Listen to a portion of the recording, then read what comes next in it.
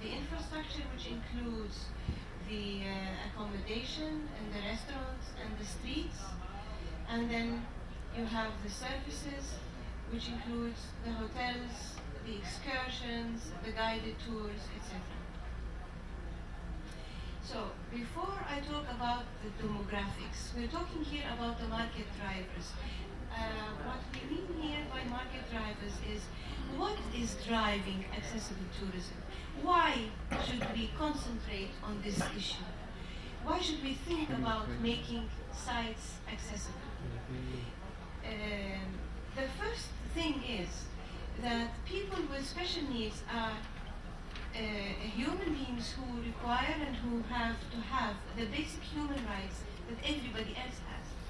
It doesn't mean that if you are blind or if you are using a wheelchair that you should not have the same rights as somebody who can walk around and can see. So the first driver, I can say, before I start talking about the demographics, is actually the human rights. It is your right as a person who has a disability to have the same kind of services as somebody else who is completely able to walk around and see and does not have any problems. The second driver here of why we should talk about accessible tourism is the demographics. And what do we mean by demographics? Demographics in Europe, at least, they have an aging population. It means that the people are getting older, the medical system is improved, people are living now to 80 and 90 years old, and they have less children, so there is a higher number of people who are getting older than there are children that are being born, and therefore this is called the aging population. It's the population that's becoming older. There is some statistics that say that there are about 80 million people who have disabilities in Europe, and therefore this is another important number when you talk about the demographics. And we also say that these people who have disabilities or people who are older, belonging to the aging population of every country, they also want to travel. Especially in the last 30, 40 years, travel has become so common with people, especially in Europe. It is so easy and so common for people to go abroad on holidays or maybe even several times during a year. So these people who are older and these people who have disabilities also want to go around and travel. This here is a graph that shows the demographics of the aging in Europe. It is not anymore a pyramid. It looks like a leaf. The numbers that are in the middle, I'm not sure you can see the numbers in the middle. This is the widest part of the leaf. These are the people who are middle-aged. I mean, some between the age of 35 and the age of maybe 55 or 60. These people who are in the middle now, in 10 years, they will be going up. They will be older. So the shape of the leaf will change, and these people will actually become 65. And therefore, there will be a high number of people who are 65 and 75. And therefore, these are the ones who are going to be targets for our accessible tourism in 10 years or 20 years' time. Also, the studies have shown that after the age of 65, you see a very sharp increase in disability. It looks here that there is something like 60% of females who are disabled by the age of 75. When this is a very high number. I mean, disabled could mean any kind of disability or needing of assistance. And this here is the number that we have mentioned before. There's about 80 million people with disabilities in Europe. And therefore, when you talk about these 80 million people, it does not mean that only these people are traveling, because the disabled people travel with other people of their family, or with their partners, or with their children, and therefore you are talking about 133 million tourists. This study was done by another project that deals with accessible tourism services, which is called OSATE. It is one-stop shop for accessible tourism.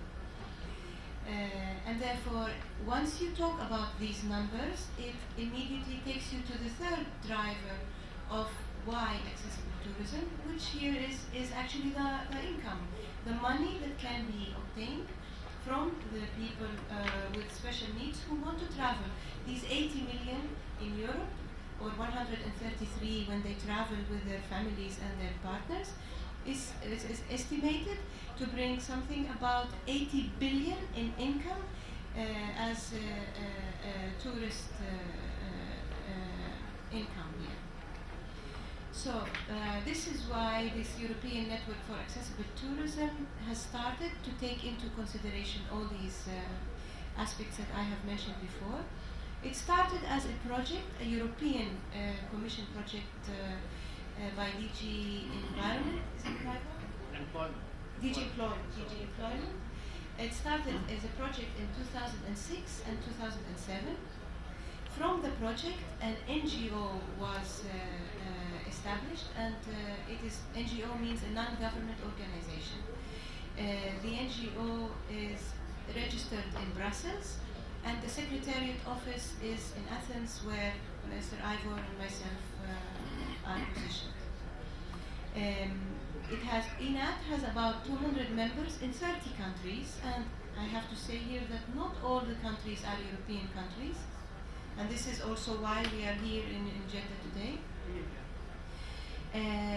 INAT is a multi-stakeholder network for tourism. My multi-stakeholder here, I mean, it involves the tourism and the travel businesses, the tourist authorities. You have non-governmental organizations, including those who deal with people with special needs and with older people.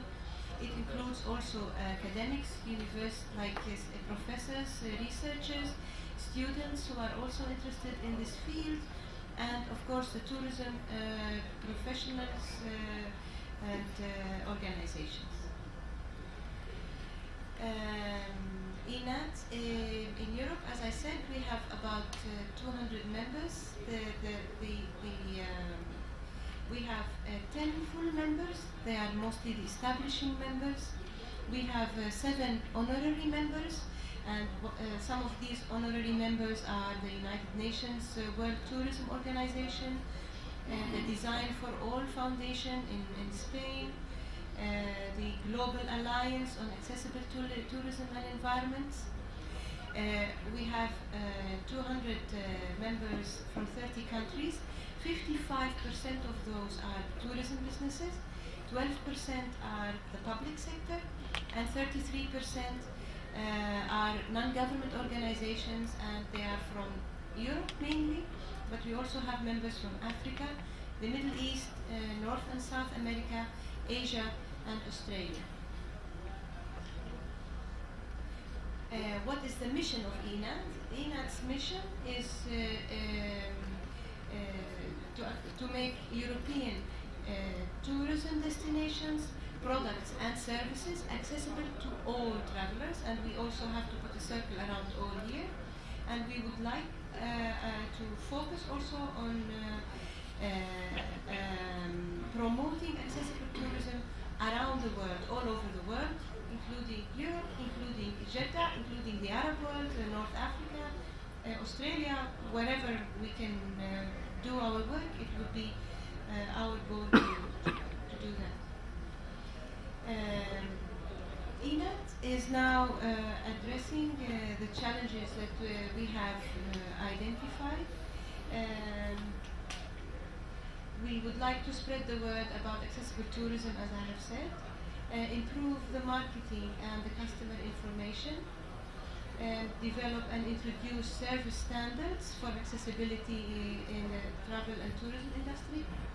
We would like to help create accessible destinations through improved public-private and NGO joint actions, stimulate new projects and networking between the stakeholders, the actors, and our partners and our members, and to publicize accessible travel and destination around the world. So we would like to see that the barriers have been overcome, to improve the quality for everybody, to improve the management, the effectiveness, the collaboration, and to make the society inclusive, to include everybody, whatever the needs are. The activities of ENAT, first of all, we provide information about tourists' access to the tourism industry. We help to develop guidelines.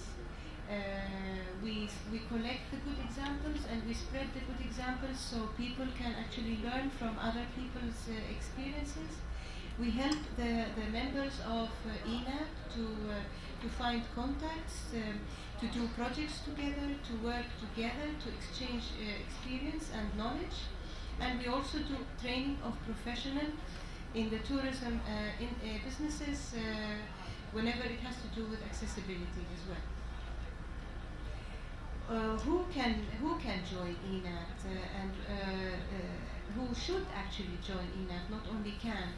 We're talking here that all the travel and the tourism industries, the public sector, I mean here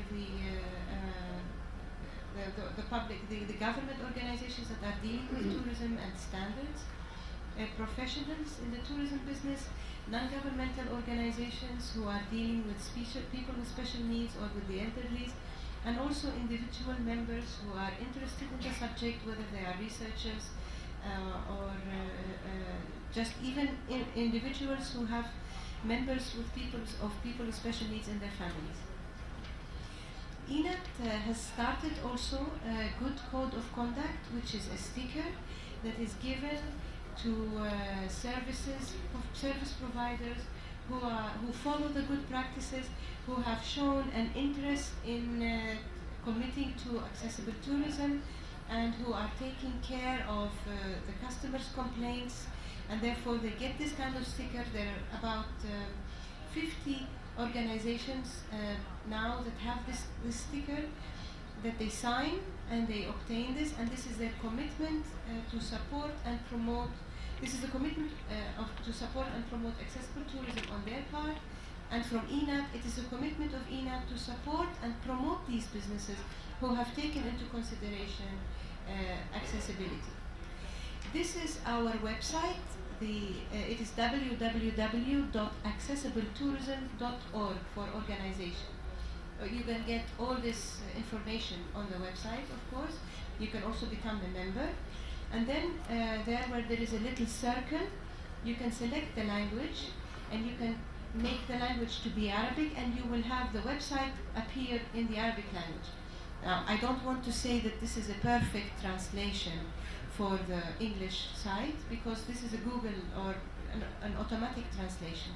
But it will give a good idea about the website and the services and the news and the members, etc. So this is my introductory presentation about ENAT, why we established ENAT, and about the definitions of some of the terms that you're going to be hearing today. Thank you very much for listening, and we will at some point, if you have any questions or clarifications, if any part was not clear, we are very happy to clarify. Thank you. Thank you. Actually, Rania, she gave us introduction, and she talked about, how we can help accessible and how it's important also. Now, if we will talk about it, about the facilities in Arab countries, now, do we have this type of facilities for disabilities people? Do we have these facilities? So why Chamber of Commerce and Arab Tourism Organization, they call ENAT to come and give us example of European experience.